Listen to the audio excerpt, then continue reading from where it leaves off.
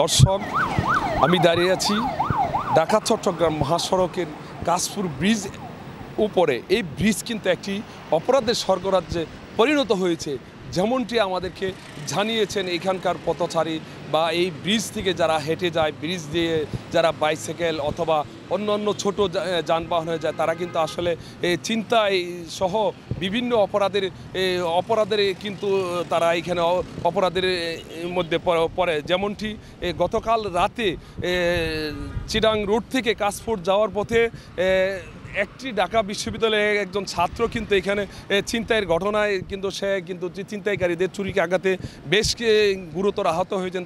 সে কিন্তু এখন ঢাকা মেডিকেলে ভর্তি রয়েছেন, যেমনটি আমাকে স্বজনরা জানিয়েছেন। স্বজনদের সাথে কথা বলেছি, তারা বলেছে চিটাং রুট থেকে কাশপুর বাসায় ফেরার পথে বাইসাইকেলে ছিনতাইকারীরা তার বাইসাইকেলটিকে ছিনিয়ে নেওয়ার চেষ্টা করে। তখন কিন্তু সে না দিতে চাওয়ায় কিন্তু ছিনতাইকারীরা তাকে ছুরি দিয়ে তার হত্যার চেষ্টা করে। তবে স্বজনরা টের পেয়ে, আশপাশের লোকজন আছে তারা কিন্তু টের পেয়ে কিন্তু এগিয়ে আসতে ছিনতাইকারীরা পালিয়ে যায়। বিভিন্ন ধরনের লোক এখানে আসে ঘুরতে, তারা যারা ছিনতাইকারী করে, কেউ হুন্ডারদা করে, কেউ রোডের মাঝখানে করে, কেউ ওভার ব্রিজে করে। হ্যাঁ, এই যে আমার এক বাতিদার চাক্ষুতা পার দিয়ে পরশুদিন প্রায় এখন ঢাকা মেডিকেল আছে, অবস্থা খুবই সিরিয়াস, কলেজ মেডিকেল। এই অবস্থায় আমরা লোকাল যারা ছিলাম তারা অনেকটাই চেষ্টা করতেছি, আমরা ব্যর্থ হইতেছি। পুলিশে বলা হয়েছে তারা এখনো ওই যে লাইটের অন্ধকারে দেখা যায় 8টার পরেই বিভিন্ন ধরনের ঘটনা ঘটে।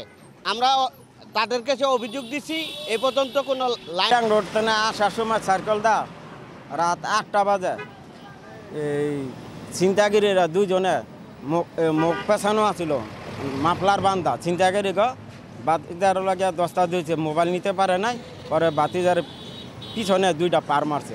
মানে ঢাকা কলেজ মেডিকেল মৃত্যুর সাথে পাঞ্জা লড়ছে। তারপরে পুলিশ প্রশাসনের কাছে করছি, পুলিশ প্রশাসন আন্তরিক কিছু পদক্ষেপ নিতেছে না।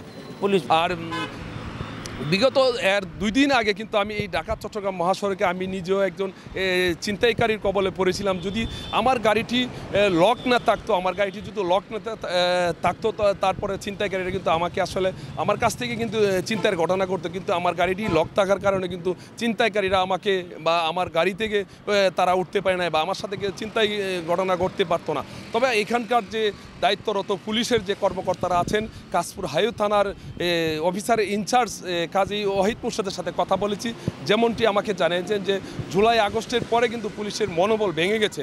ভেঙে যাওয়ার পরে কিন্তু এখন পুলিশের যে একটি মনোবল, তারা কিন্তু আসলে ধীরে ধীরে এটা উন্নতি হচ্ছে, যেমনটি আমাকে জানিয়েছেন। তবে অপরাধী যারা আছে অপরাধীর বিরুদ্ধে কিন্তু তারা নিয়মিত কাজ করছেন, যেমনটি আমাকে বলেছেন। এইখানকার যে চিন্তায় আছে, ডাকাতি আছে, তাদের বিরুদ্ধে কিন্তু পুলিশ কাজ করছে, যেমনটি আমাকে জানিয়েছেন। তবে রাস্তা দিয়ে এবং কাশপুর ব্রিজ দিয়ে চলাচলরত যাত্রী সাধারণ মানুষদেরকে অনুরোধ করব, তারা যেন আসলে সঠিক নিয়ম এবং সতর্ক অবস্থানে যেন চলাফেরা করে। আর এই কাশপুর ব্রিজটা যেন নিরাপদ রাখতে প্রশাসনের প্রতি আমি এখান থেকে জোর দাবি জানাই যে কাশপুর ব্রিজটা যেন আসলে এই ব্রিজের উপর যেন কোনো ধরনের অপরাধ না ঘটে, সেই দিকে যেন প্রশাসন যেন দৃষ্টি নজর দেয়। এই ছিল আমার কাছে মনিরুল আলম, গ্লোবাল টেলিভিশন, কাশপুর, নারায়ণগঞ্জ।